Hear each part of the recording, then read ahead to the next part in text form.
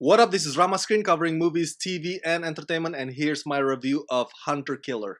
Let's rock this. I gotta admit, I was kinda half looking forward to watching this movie, even though the trailers looked terrible, and only because submarine movies are few and far between these days. There are some decent ones out there, like The Hunt for Red October, K-19 The Widowmaker, U-571, and of course one of my all-time favorites, Crimson Tide. But Hunter Killer?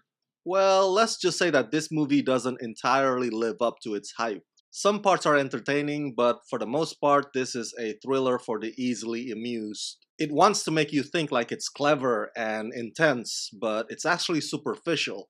You might even say that Hunter Killer pulls a fast one on you. Starring Gerard, Butler, Gary Oldman, Linda Cardellini, and Common, deep under the Arctic Ocean, American submarine captain Joe Glass, played by Gerard Butler, is searching for a US sub in distress when he discovers a secret Russian coup threatening to dismantle the world order.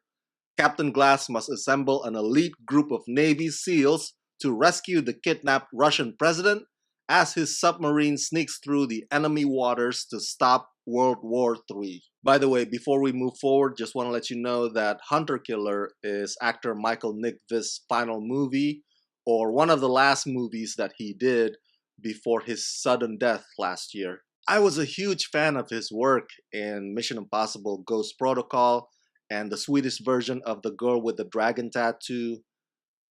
May he rest in peace. Okay, the big problem with Hunter Killer is that the lead characters don't have depth.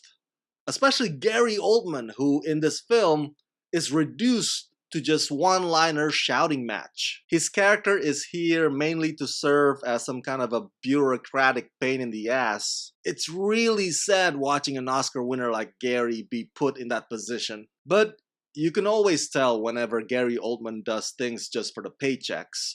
Well, this is one of those cases. The pacing in the first half of the movie is slow. The way they set up the story is dull to say the least, which is not cool when you come in expecting to see a thriller. Not to mention the dialogue feels too manufactured, and some of the green screen effects just seem unrefined. The villains are just as one-dimensional as the protagonists. As a matter of fact, all the Russians in this film comically look like Bond villains. Now, on to some of the movie's somewhat entertaining parts. The thing is with submarines is that they're not built for high-speed chase sequences like cars or motorcycles or helicopters like the one you saw in Mission Impossible Fallout. So some of the intense moments in Hunter Killer have to be designed around either making the submarine be undetected by the enemies or through counterattacks, which is what Hunter Killer does fairly well and quite frequently, I might add. I really enjoy the underwater torpedoes versus the decoys and how the submarine swiftly navigates or maneuvers itself to avoid impact. You might say, hey Rama, there's no way a real submarine can move that agile. Hey, you might be right. Hell, I'm not a submarine expert. But you know what? It definitely works in this movie, and it definitely keeps you awake. But as I said earlier, this movie does try to pull a fast one on you, and I find that to be annoying. Without spoiling the ending, the story.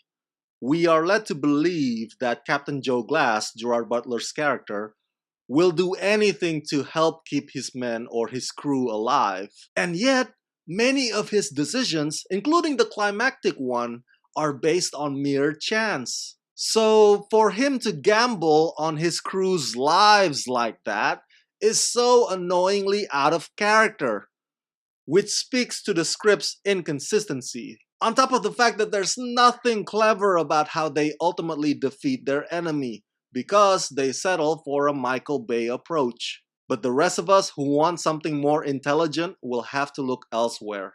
Overall, I think Hunter Killer is more like a VOD or a red box quality film that for whatever reason sneaks its way into theatrical releases. So that's it, that's my review of Hunter Killer. Share your thoughts in the comment section below, share this video with all your friends on the YouTubeverse, and as always, subscribe to my channel and ring the bell so you can get notified whenever I post new videos. Hey, if you like this review and you want me to make more, Please contribute monthly to help support this channel at Rama Screen Patreon page.